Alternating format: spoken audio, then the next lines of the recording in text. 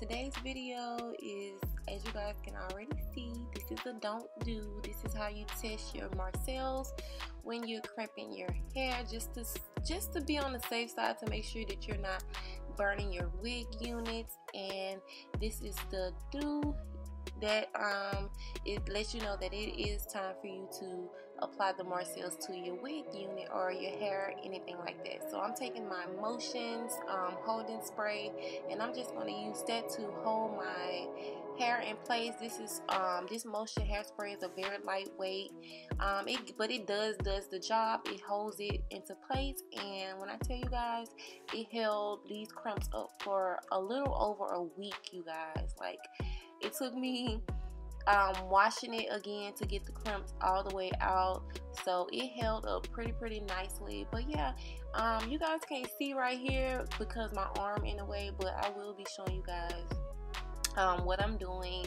just a second.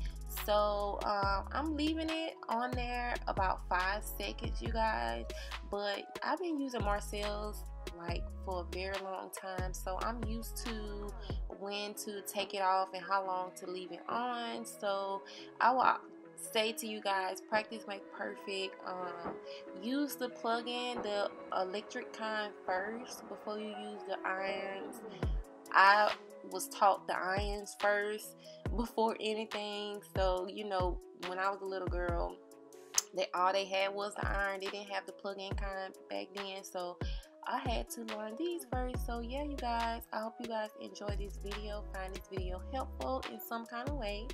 Make sure you like, comment, and subscribe to my YouTube channel for more videos. I'm trying to upload more videos for you guys, keep you guys, you know, entertained or with something new. But yeah, I'm just going to crimp my whole full lace wig unit. This unit is also from my wig collection, Stylish KENNA units on Instagram, and it's stylishkenna.com to shop my wig units.